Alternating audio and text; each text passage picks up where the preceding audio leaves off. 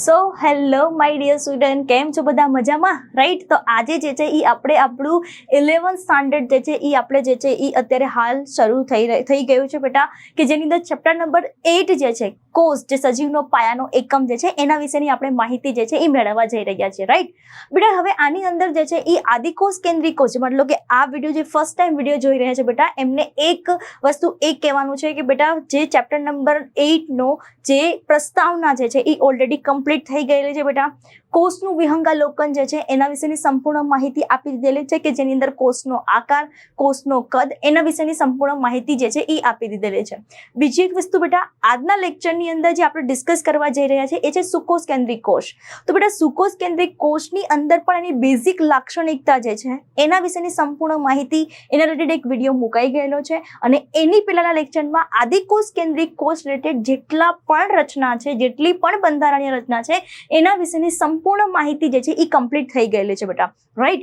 અને સુકોષ કેન્દ્રિક કોષની અંદર બેટા એક કોષ રસ સ્તર, જે તમને એનસીઈઆરટી ની અંદર રસ સ્તર અથવા તો કોષ રસ સ્તર, જે ઇંગ્લિશમાં પ્લાઝ્મા મેમ્બ્રેન અથવા તો સેલ મેમ્બ્રેન કહેવામાં આવે છે, જેના વિશેની સંપૂર્ણ માહિતી જે છે એ માહિતીનો વિડીયો જે છે એ અપલોડ થઈ ગયેલો છે બેટા.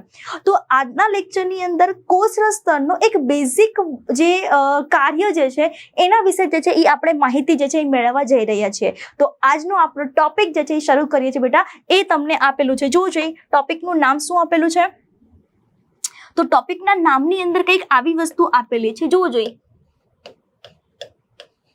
કોષ રસ સ્તર ના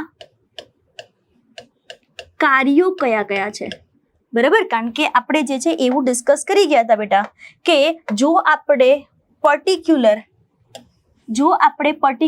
કોષરસ સ્તરની રચના, મતલબ કોષરસ સ્તરનું બંધારણ જોવા જઈએ તો આપણે કંઈક આવું ડિસ્કસ કરી ગયા હતા બેટા, કે એની જે પ્રકૃતિ જે છે એ કેવી પ્રકૃતિ છે બેટા, તો કે અર્ધ તરલ પ્રકૃતિ છે.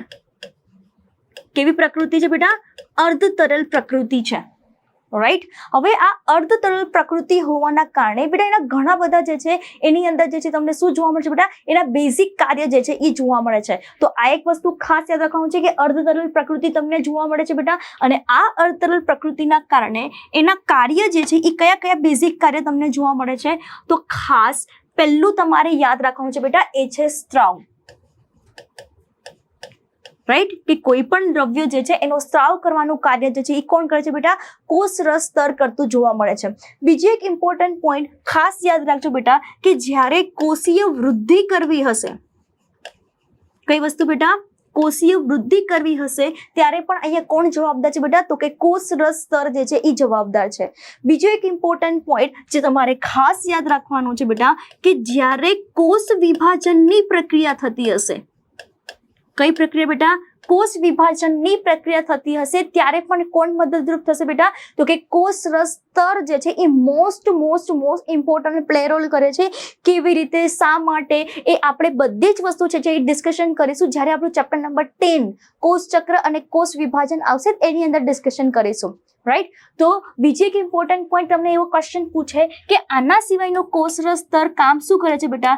તો ખાસ યાદ રાખજો કે જ્યારે આંતરકોષીય જોડાણની પ્રક્રિયા થતી હશે બેટા, કઈ પ્રક્રિયા? આંતરકોષીય જોડાણની પ્રક્રિયા થતી હશે તો એ દરમિયાન જે છે એ કોણ મદદરૂપ થશે બેટા? તો ખાસ યાદ રાખવાનું છે કે કોષ રસ સ્તર જે છે એ મહત્વનો ભાગ ભજવે છે, રાઈટ?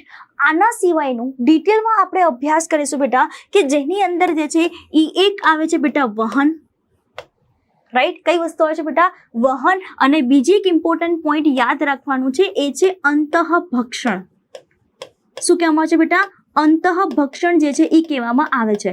હવે સમજો કે આ જે તમને કાર્ય આપેલા છે બેટા, એ કાર્ય કોના આધારે છે? તો કે એની અર્ધ તરલ પ્રકૃતિના આધારે છે. કોના આધારે છે બેટા? અર્ધ તરલ પ્રકૃતિના આધારે છે. અને મોસ્ટ ઇમ્પોર્ટન્ટ પોઈન્ટ, આના સિવાયનું જે મોસ્ટ ઇમ્પોર્ટન્ટ જે આપણે ડિટેલમાં અભ્યાસ કરવાનો છે બેટા, એ ડિટેલમાં અભ્યાસ જે છે એ કોની વાત થાય છે બેટા? તો ખાસ યાદ રાખજો, એ છે વહન. અને આ વહન જે છે જેને ઇંગ્લિશમાં શું કહેવામાં આવે છે બેટા? તો કે ટ્રાન્સપોર્ટ કહેવામાં આવે છે. શું કહેવામાં આવે છે બેટા? ટ્રાન્સપોર્ટ કહેવામાં આવે છે. તો આના વિશે આપણે જોવા જઈએ આજના લેક્ચરની અંદર જે મહત્વનું ફંક્શન જે છે કોષરસ સ્તરનું એ કોના વિશે માહિતી આપેલી છે બેટા? તો કે ટ્રાન્સપોર્ટ એટલે કે વાહનની વાત કરેલી છે. તો એક વસ્તુ તમે સમજો કે અહીંયા વાહન જે છે એના મેનલી બે પ્રકાર છે. વાહનના મેનલી કેટલા પ્રકાર છે બેટા? તો ખાસ યાદ રાખજો બેટા, વાહનના મેનલી બે પ્રકાર છે. એમાં વાહનના બે પ્રકારની અંદર એક તમને આપેલું છે બેટા મંદ વાહન. શું આપેલું છે બેટા? તો ફંક્શનના આધારે જોવા જઈએ તો ખાસ યાદ રાખજો એને કહેવામાં આવે છે બેટા મંદ વાહન. શું કહેવામાં આવે છે બેટા? મંદ વાહન. અને આ મંદ વાહન જેને બીજા કયા નામથી ઓળખવામાં આવે છે બેટા? તો કે નિષ્ક્રિય વાહન તરીકે ઓળખવામાં આવે છે. કોના તરીકે ઓળખવામાં આવે છે બેટા? નિષ્ક્રિય વાહન તરીકે ઓળખવામાં આવે છે. અને ખાસ યાદ રાખજો બેટા કે આ જે પ્રકારનું જે મંદ વાહન જે છે એને ઇંગ્લિશમાં પેસિવ ટ્રાન્સપોર્ટ કહેવામાં આવે છે. શું કહેવામાં આવે છે બેટા? પેસિવ ટ્રાન્સપોર્ટ કહેવામાં આવે છે. રાઈટ. ચલો, ત્યારબાદ જો તમને બીજો પ્રકાર પૂછે તો યાદ રાખજો કે એ બીજા પ્રકારનું નામ છે. અહીંયા નામ ઉપરથી જ મંદ અને અહીંયા તમારે યાદ રાખવાનું છે બેટા સક્રિય વાહન. શું લખવાનું છે? સક્રિય વાહન જે છે એ કહેવામાં આવે છે. ઇમ્પોર્ટન્ટ પોઈન્ટ કે જેમ અહીંયા મંદ વાહનને ગુજરાતીમાં પેસિવ ટ્રાન્સપોર્ટ કહેવામાં આવે છે એવી જ રીતે બેટા સક્રિય વાહન જે છે જેને એક્ટિવ ટ્રાન્સપોર્ટ કહેવામાં આવે છે. શું કહેવામાં આવે છે બેટા? એક્ટિવ ટ્રાન્સપોર્ટ જે છે એ કહેવામાં આવે છે. હવે ક્વેશ્ચન એવો થાય કે શા માટે આને નિષ્ક્રિય વાહન અને શા માટે જે છે એ આને મંદ વાહન કહેવામાં આવે છે અને શા માટે આને નિષ્ક્રિય વાહન જે છે એ કહેવામાં આવે છે? તો એક વસ્તુ તમે સમજો કે આ જે પ્રકાર તમને આપેલા છે એ પ્રકાર કોના આધારે? તો કે એટીપી ના આધારે જે છે એ તમને અહીંયા બે પ્રકાર આપેલા છે. કોના આધારે બેટા?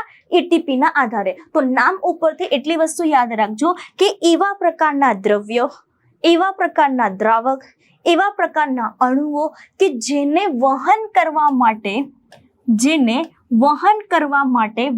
માટે ટ્રાન્સપોર્ટ માટે કોની રિક્વાયરમેન્ટ નથી બેટા? તો કે એનર્જી એટલે કે શક્તિની કોઈ રિક્વાયરમેન્ટ નથી. શક્તિ અથવા તો ઉર્જા, અને જો ઉર્જા શબ્દ ન આપેલો હોય તો યાદ રાખજો કે એને બદલે શબ્દ આપેલો હશે એટીપી. રાઈટ. કે એટીપી જે છે વહન માટે શક્તિ અથવા તો ઉર્જા અથવા તો એટીપી જે છે એ વપરાતા નથી. આ એક વસ્તુ ખાસ યાદ રાખવાનું છે. અને એવા પ્રકારના દ્રવ્યો કે જેના વહન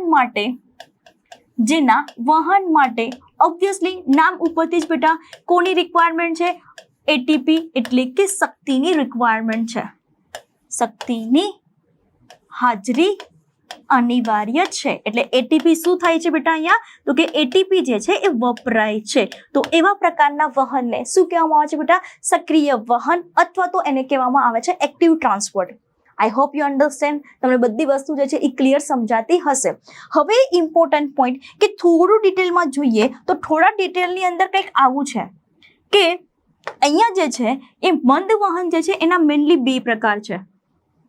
જુઓ, હમણાં આપણે ડાયાગ્રામ પોઈન્ટ ઓફ વ્યૂથી બધી જ વસ્તુ સમજીએ છીએ. કોઈ ટેન્શન લેવાની જરૂર નથી. રાઈટ. ચલો, તો ઇમ્પોર્ટન્ટ પોઈન્ટ કે અહીંયા જે છે અગેન કેટલા પ્રકાર છે બેટા? તો કે બે પ્રકાર છે. એ બે પ્રકારનું જો આપણે નામકરણ જોઈએ બેટા તો ખાસ યાદ રાખજો કે એકને કહેવામાં આવે છે સાદું પ્રસરણ. શું કહેવામાં આવે છે બેટા? સાદું પ્રસરણ કહેવામાં આવે છે. જેને ઇંગ્લિશ ખાસ યાદ રાખજો કે જેને સિમ્પલ ડિફ્યુઝન કહેવામાં આવે છે. શું કહેવામાં આવે છે બેટા? સિમ્પલ ડિફ્યુઝન કહેવામાં આવે છે. અને જો આપણે પર્ટિક્યુલર વાત કરીએ કયા બેટા? સેકન્ડ ટાઈપની, તો સેકન્ડ ટાઈપ જે છે જેને અનુકૂલિત પ્રસરણ કહેવામાં આવે છે. શું કહેવામાં આવે છે બેટા?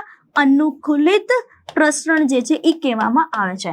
અને અગેન તમને એવો ક્વેશ્ચન પૂછે કે આ અનુકૂલિત પ્રસરણ એટલે શું? તો ખાસ યાદ રાખજો કે જેને કહેવામાં આવે છે બેટા ફેસિલિટેટેડ ડિફ્યુઝન. રાઈટ. તો આ રીતે જે છે એ હમણાં આપણે જોઈએ છે બેટા કે શા માટે આવા નામ આપેલા છે. ડન. અને આની અંદર આપણે જોવા જઈએ તો એટીપી રિક્વાયરમેન્ટ છે, પણ તમને એક્ઝામ્પલ પૂછે કે સક્રિય વહનની અંદર એવું તમે સમજો કે આ સાદું પ્રસરણ અને અનુકૂલિત પ્રસરણ જે છે ને એ એના એ એના એક્ઝામ્પલ છે, રાઈટ. અને જો આપણે સક્રિય વહનની વાત કરીએ બેટા તો એકદમ ઇઝી છે બેટા. સક્રિય વહનની અંદર ખાસ યાદ રાખજો કે જેમાં એનસીઆરટી એક્ઝામ્પલ આપે છે સોડિયમ પોટેશિયમ પંપ. શું એક્ઝામ્પલ આપે છે બેટા? Sodium potassium pump. તો આ રીતે જે છે એ બેઝિક ફંક્શન જે તમને એનસીઆરટીમાં મેન્શન કરેલા છે બેટા એના વિશેની માહિતી જે મેં તમને આપી. હવે થોડું આપણે એને સમજવાની ટ્રાય કરીએ. આ જે પ્રકાર આપેલા છે એને ડાયાગ્રામેટિકલ રિપ્રેઝન્ટેશન જુઓ બેટા કે ઓલરેડી પહેલા આપણે ડિસ્કસ કરી ગયા છે બેટા કે જો આપણે કોષ રસ જે છે એનું બંધારણ જોવા જઈએ તો કંઈક આવા પ્રકારની રચના જોવા મળે છે. જોજો બેટા, આવા પ્રકારની કંઈક રચના જોવા મળે છે. શાંતિથી સમજો, કોઈ એટલે કોઈ ટેન્શન લેવાની જરૂર નથી, બધી જ વસ્તુ આપણે સમજીએ છીએ. તમને ક્વેશ્ચન થશે કે આ મેમ શું ડ્રો કરે છે? બેટા જે લોકો નવા છે એ લોકોને હું કહી દઉં છું કે અત્યારે જે હું ડ્રો કરી રહી છું એ કોષ રસ સ્તર છે. શું છે બેટા? કોષ રસ સ્તર જે છે જેની અંદર રાસાયણિક બંધારણ જે છે એ આપણને જોવા મળે છે. અને આ રાસાયણિક બંધારણની અંદર જે અત્યારે હું હાલ ડ્રો કરી રહી છું બેટા, હાલ જે હું ડ્રો કરેલું છે એ કઈ વસ્તુ છે? તો કે કોષ રસ સ્તર જે છે એનું બંધારણ છે. કઈ વસ્તુ છે બેટા? કોષ રસ સ્તર જે છે એનું બંધારણ છે, રાઈટ. ચલો, કોઈ ટેન્શન લેવાની જરૂર નથી, હમણાં બધી જ વસ્તુ આપણે ડિસ્કસ કરીએ છીએ.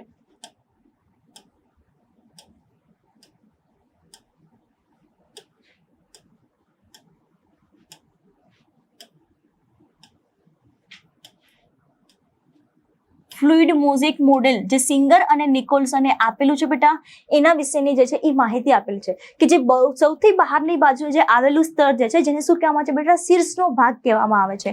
અને યાદ કરો જે બેટા કે અંદરની બાજુએ આવી કંઈક રચના જોવા મળે છે બેટા, રાઈટ. જેને આપણે નામ શું આપેલું છે બેટા? જેને આપણે નામ આપેલું છે પૂંછડીનો વિસ્તાર. શું આપેલું છે બેટા? પૂંછડીનો વિસ્તાર જે છે એ નામ આપેલું છે, રાઈટ. ચલો, તો આ રીતે તમે જોઈ શકો છો, એક શીર્ષનો ભાગ છે અને એક તમને જોવા મળે છે બેટા પૂંછડીનો ભાગ, રાઈટ.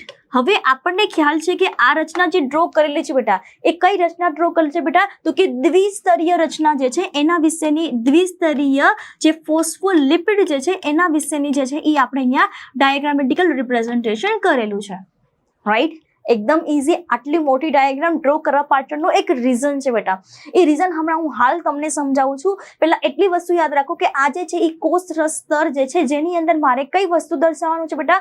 વહન જે છે એ દર્શાવવાનું છે. તો વહનને સમજવા માટે એક વસ્તુ તમે સમજો કે ફોર એક્ઝામ્પલ આપણી પાસે કોઈ આ એક વોટર મોલેક્યુલ છે.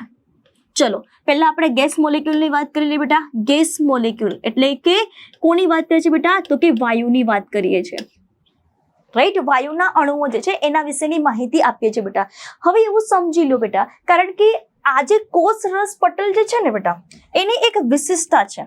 તો વિશિષ્ટતા કઈ છે? તો પહેલી વસ્તુ તો તમારે યાદ રાખવાનું છે એ પસંદગીમાન પ્રવેશશીલ છે. કેવું છે બેટા? પસંદગીમાન પ્રવેશશીલ રચના છે. આ પહેલી વસ્તુ તમારે યાદ રાખવાનું છે.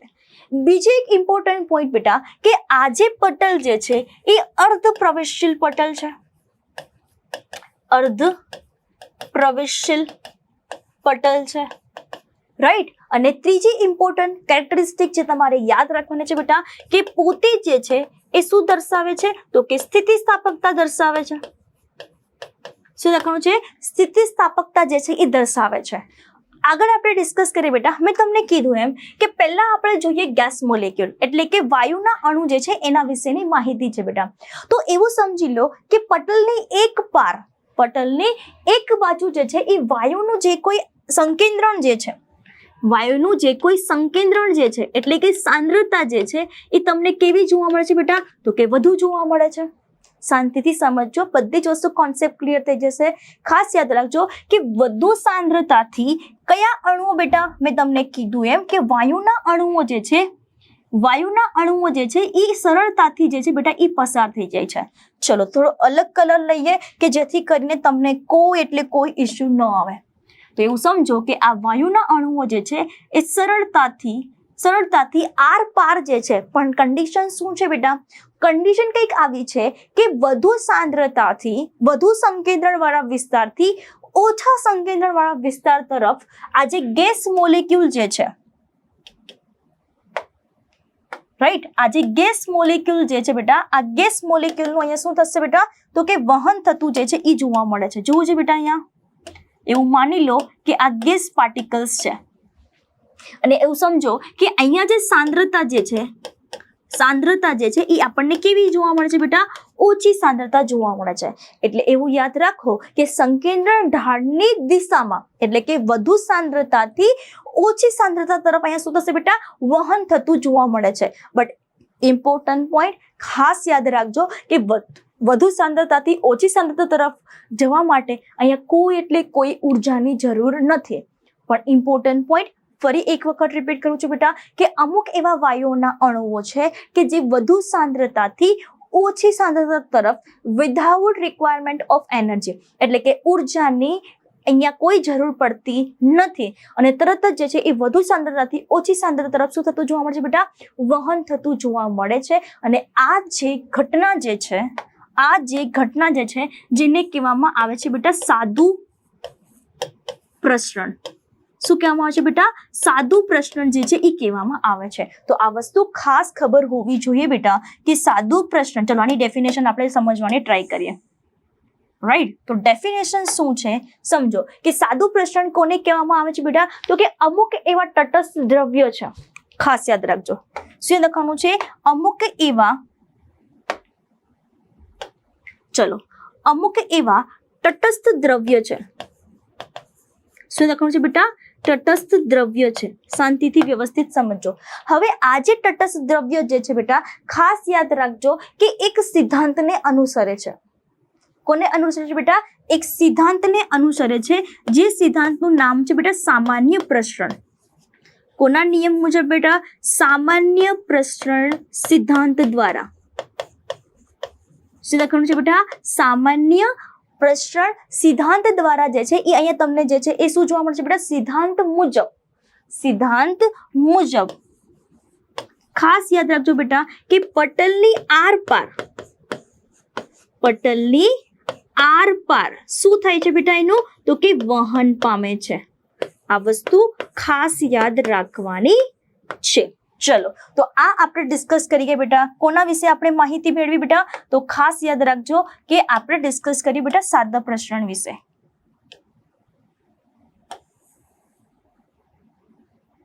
ચલો આઈ હોપ કે તમને આ વ્યવસ્થિત સમજાય છે.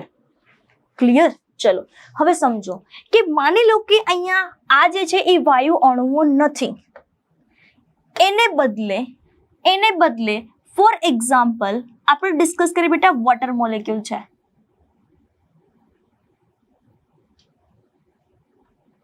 રાઈટ, ચલો એક મિનિટ. એવું આપણે સમજીએ કે આ પાણીના અણુઓ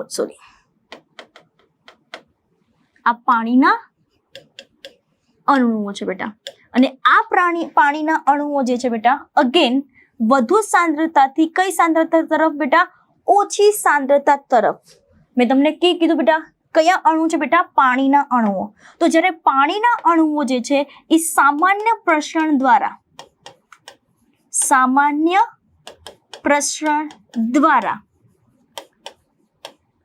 પટલની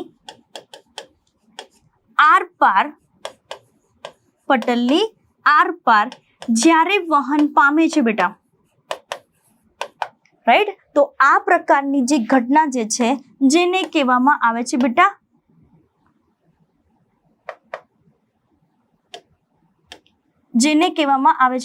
આશ્રુતિ. શું કહેવામાં આવે છે બેટા, આશ્રુતિ કહેવામાં આવે છે. અને આ આશ્રુતિ જેને ઇંગ્લિશમાં કહેવામાં આવે છે બેટા ઓસ્મોસિસ. શું કહેવામાં આવે છે બેટા, ઓસ્મોસિસ કહેવામાં આવે છે.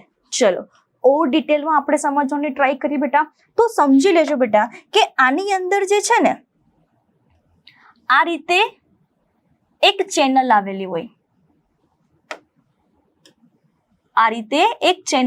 હોય, બેટા ખાસ યાદ રાખજો. અને આ જે ચેનલ જે છે જેને તમારે ખાસ યાદ રાખવાનું છે બેટા, જેને કહેવામાં આવે છે પ્રોટીન ચેનલ.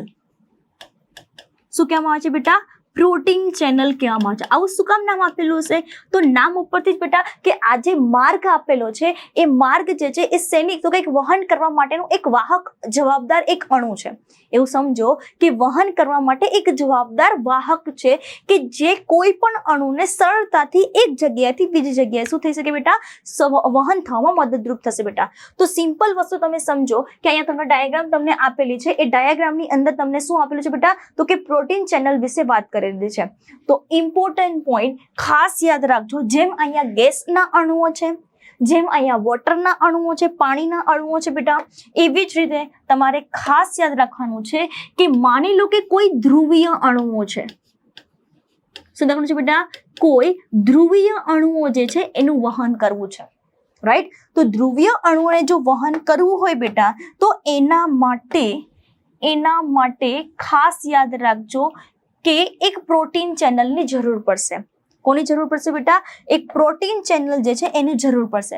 અને આ પ્રોટીન ચેનલના અણુઓ દ્વારા મતલબ પ્રોટીન ચેનલ દ્વારા જ્યારે કોઈ ધ્રુવીય અણુઓનું પટલની આરપાર અગેન સેમ કોન્સેપ્ટ વધુ સાંદ્રતાથી ઓછી સાંદ્રતા તરફ જેમાં વિધાઉટ મતલબ રિક્વાયરમેન્ટ ઓન એનર્જી કોઈ એટલે કોઈ જરૂર નથી. તો એ પ્રકારની જે ઘટના જે છે જેને શું કહેવામાં આવે છે બેટા? તો ખાસ યાદ રાખજો જેને કહેવામાં આવે છે બેટા સાનુકૂલિત પ્રસરણ. શું કહેવામાં આવે છે બેટા? સાનુકૂલિત પ્રસરણ જે છે એ કહેવામાં આવે છે. તમે મને અહીંયા જુઓ છો બેટા કે મારે આની ડેફિનેશન લખ્યું હોય તો હું ડેફિનેશન શું લખી શકું બેટા? તો ખાસ યાદ રાખજો, શાંતિથી સમજજો. મારે ડેફિનેશન લખી જો આપણે કોની વાત કરવાની છે બેટા? સાનુકૂલિત પ્રસરણની વાત કરવાની છે. રાઈટ? તો સાનુકૂલિત પ્રસરણની અંદર ખાસ યાદ રાખજો બેટા. જુઓ કયા અણુઓને બેટા? તો કે ધ્રુવીય અણુઓને. સમજો બેટા, ધ્રુવીય અણુઓને. આપણી પાસે આ જે લિપિડનું જે સ્તર છે, કારણ કે આ સ્તર કયું છે બેટા? લિપિડનું સ્તર છે ને બેટા. તો લિપિડનું સ્તર યાદ કરવું જોઈએ કે અહીંયા તમને જે છે શીર્ષનો ભાગ જોવા મળે છે, અહીંયા તમને પૂંછડીનો ભાગ જોવા મળે છે બેટા. તો આપણને ખ્યાલ છે કે ધ્રુવીય અણુઓને આપણે જે છે એ કયા? તો કે અધ્રુવીય કયા સ્તરમાંથી બેટા? તો કે લિપિડના સ્તરમાંથી કોને આપણે પસાર કરવાના છે બેટા? તો કે ધ્રુવીય અણુઓને જે છે એ પસાર કરવાના છે. તો એટલી વસ્તુ યાદ રાખો કે ધ્રુવીય અણુઓને લિપિડના સ્તરમાંથી પસાર થવા માટે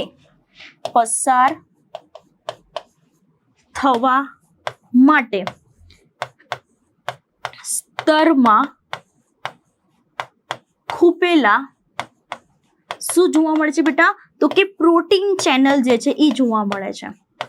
રાઈટ? એટલે કોની મદદથી બેટા? તો કે પ્રોટીન ચેનલની મદદથી જે છે એ શું થાય છે? અહીંયા વહન થાય છે બેટા. એટલા માટે આ પ્રકારના પ્રસરણને શું કહેવામાં આવે છે બેટા? સાનુકૂલિત પ્રસરણ જે છે એ કહેવામાં આવે છે. અને ઇમ્પોર્ટન્ટ પોઈન્ટ નેક્સ્ટ અને લાસ્ટ એટલી વસ્તુ યાદ રાખો કે આ સાદું પ્રસરણ, અહીંયા આશ્રુતિ. ચલો આને થોડું હાઇલાઇટ કરી દઈએ જેથી કરીને આપણને ખબર પડે કે અહીંયા બીજો પ્રકાર વચ્ચે આપેલો છે જેનું નામ છે આશ્રુતિ. અને થર્ડ જે છે જેને કહેવામાં આવે છે બેટા સાનુકૂલિત પ્રસરણ. શાંતિથી સમજો કે આ ત્રણ પ્રકાર જે છે એ કયા પ્રકાર છે? તો કે મંદ વહન છે. એવી જ રીતે બેટા ખાસ યાદ રાખજો કે અહીંયા વચ્ચેની બાજુએ એક આયન ચેનલ આવેલી. સમજો કે આયન ચેનલ છે. ઇઝી થાય, અલગથી સમજાય છે એટલા માટે અહીંયા અલગ કલર બતાવું છું જેથી કરીને આપણને કોઈ કન્ફ્યુઝન ન થાય. આ જે વચ્ચે ડ્રો કરેલી છે એ પ્રોટીન ચેનલ છે અને મેં અહીંયા જે ડ્રો કરેલી છે બેટા, એ કઈ ચેનલ છે? તો ખાસ યાદ રાખજો જેનું નામ છે આયન ચેનલ. તો નામ ઉપરથી જ બેટા આપણને ખબર પડી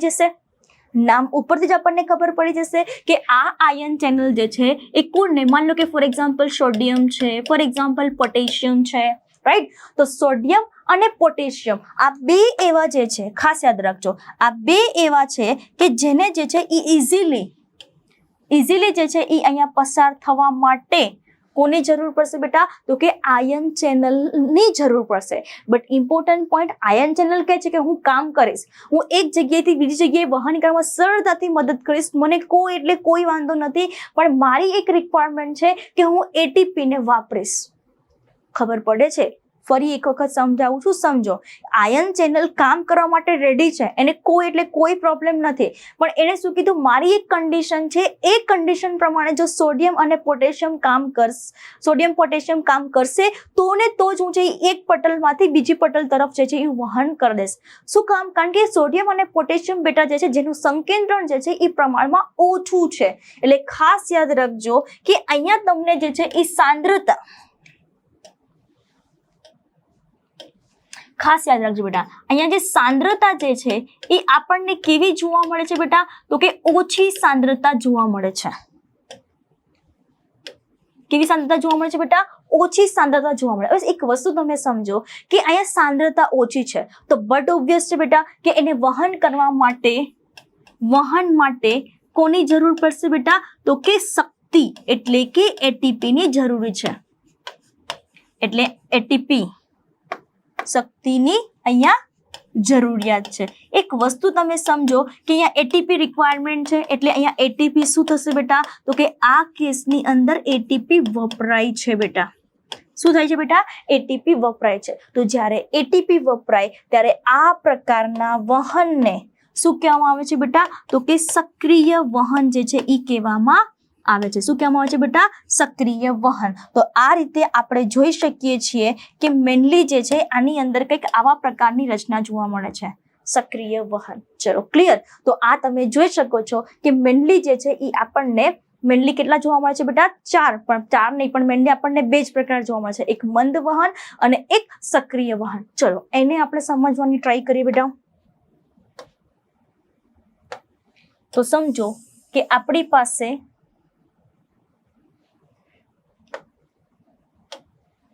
બે પ્રકારના અહીંયા જે છે એ વહન આપણને જોવા મળે છે, જેની અંદર એક આપણે હમણાં જ વાત કરીએ બેટા મંદ વહન અને એક જે છે એ સક્રિય વહન. રાઈટ? તો તમે ડેફિનેશન મને તમે કહી શકો છો કે સક્રિય વહન એટલે શું? તો કે આ ક્રિયા જે છે, કઈ ક્રિયા બેટા? મંદ વહન. મંદ વહનની અંદર ઇમ્પોર્ટન્ટ પોઈન્ટ શાંતિથી સમજો બેટા કે આ ક્રિયામાં વહન જે છે કઈ તરફ બેટા? તો કે સંકેન્દ્રણ જે છે, સંકેન્દ્રણ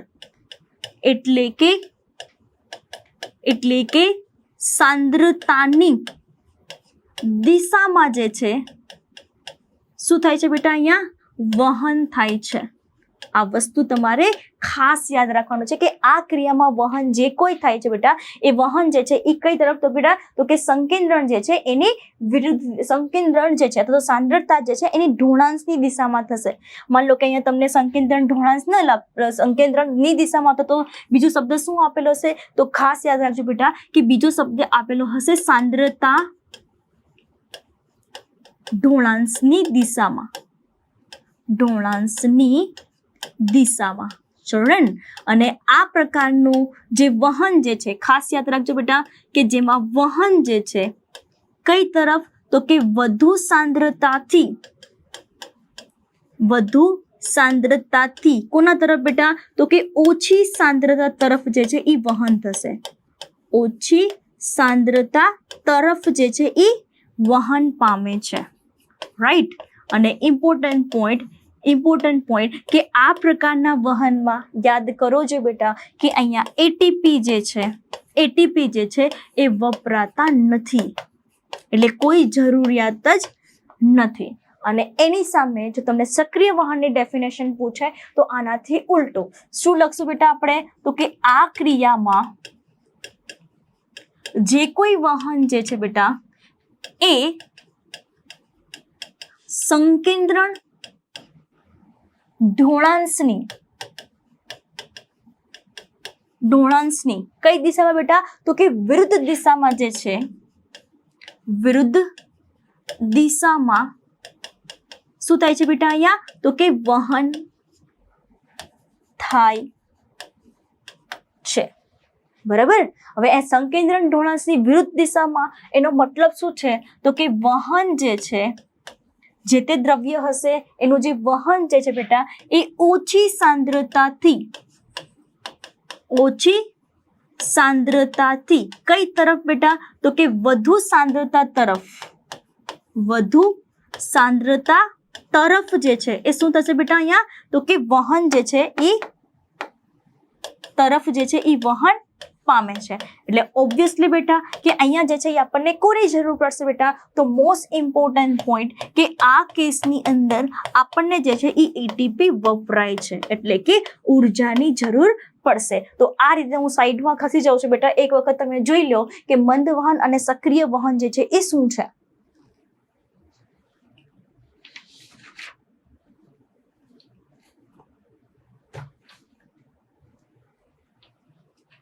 આઈ હોપ કે તમને આ વસ્તુ સમજાઈ હશે બેટા. ચલો હવે આના પછી હું તમને એક થોડું ડિફરન્ટ બેટા, વિડીયો મોટો બનશે 100% જે છે એ તમને કોન્સેપ્ટ સમજવા માટે જે છે એ 1 by 1 હું લખતી જાઉં છું, જેથી કરીને તમે મારી જોડે જે છે એ નોટ્સ બનાવતા જાઓ. અને તમને વિડીયો કેવો લાગે છે એ વિડીયો તમારે કમ્પલસરી જે છે બેટા કમેન્ટ બોક્સની અંદર કહેવાનું છે કે તમને કોન્સેપ્ટ સમજાય છે કે નહીં. અને ઓબ્વિયસલી બેટા વિડીયો તમને ગમ્યો હોય તો વિડીયોને લાઈક કરવાનું બિલકુલ ભૂલાય નહીં. અને જો તમે ચેનલ ઉપર નવા છો રાઈટ, તો ચેનલને સબસ્ક્રાઇબ કરવાનું ભૂલવાનું નહીં, જેથી કરીને જે કોઈ હું વિડીયો અપલોડ કરું છું અથવા તો ડેલ્ટા ઈ હબ ચેનલમાંથી જે કોઈ ફિઝિક્સ, કેમિસ્ટ્રી, મેથ્સ, બાયોના તમને વિડીયો જે છે અપલોડ થાય છે એ બધા જ વિડીયો તમારા સુધી સરળતાથી મળી રહે રાઈટ. અને તમારે કોઈ ક્યાંય ચેનલમાં ગોતવાની જરૂર નથી, પ્લેલિસ્ટની અંદર બધી વસ્તુ આપેલું છે બેટા. ક્લિયર? ચલો તો નેક્સ્ટ આપણે જે છે એ કમ્પેર કરીએ છીએ બેટા. કમ્પેરિઝનમાં જોવું જોઈએ, કમ્પેરિઝનમાં જોવું જોઈએ બેટા. તો મોસ્ટ ઇમ્પોર્ટન્ટ પોઈન્ટ આપણે જે છે બેટા 4 વસ્તુ ડિસ્કસ કરી ગયા રાઈટ. 1 by 1 આપણે જોઈએ છે બેટા. 3 વસ્તુ આપણે ડિસ્કસ કરી ગયા. એ 3 વસ્તુની અંદર પહેલી વસ્તુ આપણે ભણી ગયા બેટા પ્રસરણ. ત્યારબાદ આપણે ડિસ્કસ કરી ગયા બેટા સાનુકૂલિત પ્રસરણ. અને સાનુકૂલિત પ્રસરણ પછી આપણે ડિસ્કસ કરી ગયા બેટા કઈ વસ્તુ? સાનુકૂલિત પ્રસરણ પછી આપણે કઈ વસ્તુ ડિસ્કસ કરી ગયા બેટા? તો એની અંદર આપણે ભણી ગયા સક્રિય વહન. ચલો તો ઇમ્પોર્ટન્ટ પોઈન્ટ, સોરી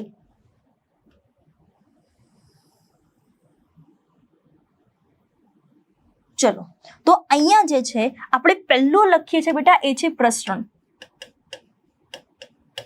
બીજું લખીએ છીએ બેટા સાનુકૂલિત પ્રસરણ, સાનુકૂલિત પ્રસરણ. અને થર્ડ આપણે જે લખીએ છીએ એ થર્ડનું નામ જે છે એ છે સક્રિય વહન. કઈ વસ્તુ લખીએ છીએ બેટા? સક્રિય વહન. ચલો આઈ હોપ કે તમને બધી વસ્તુ જે છે એ સમજાય છે. હવે ઇમ્પોર્ટન્ટ પોઈન્ટ કે અહીંયા તમને પૂછે પહેલો ડિફરન્સ લખો છે બેટા. તો પહેલા ડિફરન્સની અંદર તમારે કઈ વસ્તુ યાદ રાખવાની છે? તો મોસ્ટ ઇમ્પોર્ટન્ટ પોઈન્ટ પહેલી વસ્તુ તમારે યાદ રાખવાનું છે એ છે સંકેન્દ્રણ ઢાળ.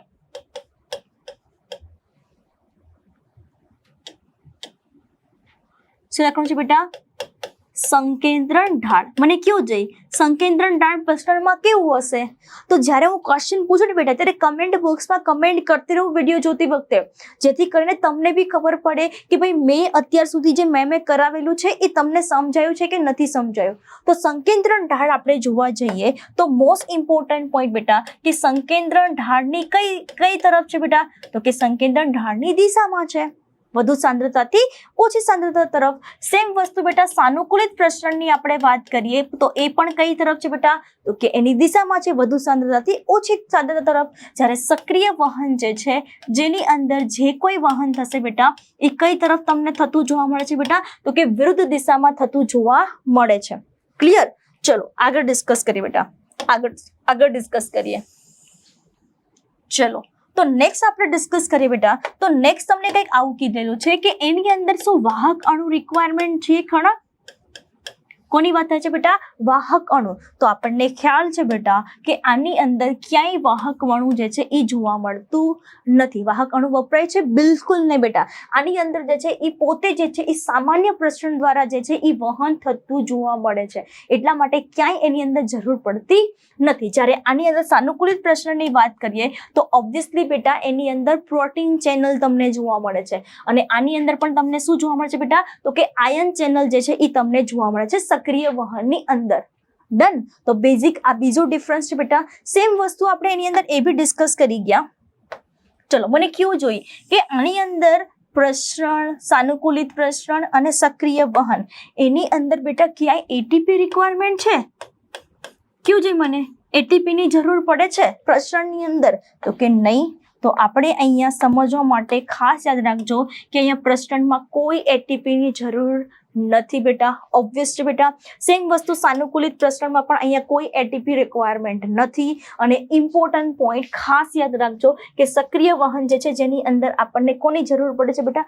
ઓબ્વિયસલી એટીપી ની જરૂર પડે છે, કારણ કે સંકેન્દ્રણ ધ્રુવણાંશની વિરુદ્ધ દિશામાં કામ કરે છે. અને ત્યારબાદ લાસ્ટ તમારે જે યાદ રાખવાનું છે એ છે એના ઉદાહરણો. કઈ વસ્તુ ડિસ્કસ કરવાનું છે બેટા? એના ઉદાહરણો. તો ઉદાહરણોની અંદર ખાસ યાદ કરો છો બેટા કે જો આપણે પ્રસરણની વાત કરીએ તો પ્રસરણની અંદર આપણે ભણી ગયા.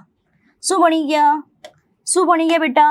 તો ખાસ યાદ રાખજો કે પ્રસરણની અંદર આવશે એક્ઝામ્પલ, કઈ વસ્તુ આવશે બેટા? તટસ્થ દ્રવ્ય.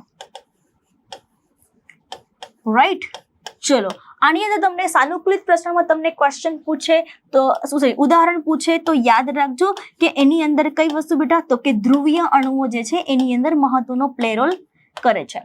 અને સક્રિય વહન જે છે એની અંદર તમારું આવશે બેટા સોડિયમ, પોટેશિયમ, પંપ. ક્લિયર? તો આ રીતે જે છે એ તમારા એનસીઆરટી પ્રમાણે જે કોઈ બેટા અહીંયા ફંક્શન આપેલા છે એ ફંક્શન જે છે એ કોષ રસ સ્તર રિલેટેડ બેટા બધી જ વસ્તુ કમ્પ્લીટ કરીએ છીએ બેટા. નેક્સ્ટ લેક્ચરની અંદર આપણે જે ડિસ્કશન કરવા જઈ રહ્યા છે બેટા એ છે કોષ દિવાલ, સેલ વોલ. અલગ અલગ કોષની અંદર કોષ દિવાલ શેની બનેલી છે, શું એનું કાર્ય છે, એના વિશેની આપણે માહિતી જે છે એ મેળવવા જઈ રહ્યા છીએ. રાઈટ. તો નેક્સ્ટ લેક્ચરની અંદર આપણે કોષ દિવાલ વિશેની માહિતી મેળવશું. આજના લેક્ચરની અંદર કોષ રસ સ્તર રિલેટેડ જે કોઈ એના કાર્ય જે છે એના વિશેની સંપૂર્ણ માહિતી જે છે આજે કમ્પ્લીટ કરીએ. રાઈટ. તો તમને આ વિડીયો જે છે એ કેવો લાગ્યો બેટા? એ વિડીયો જો તમને ગમ્યો હોય તો વિડીયોને લાઈક કરવાનું ભૂલાય નહીં બેટા. ચેનલને સબસ્ક્રાઇબ કરી લેજો જેથી કરીને જેટલી પણ અપલોડેડ માહિતી જે છે એ બધી જ તમને જે છે એ એક જ પ્લેટફોર્મ પર મળતી રહે બેટા. રાઈટ. મળીએ છીએ એક નવા ટોપિક સાથે નેક્સ્ટ લેક્ચરની અંદર. Thank you so much.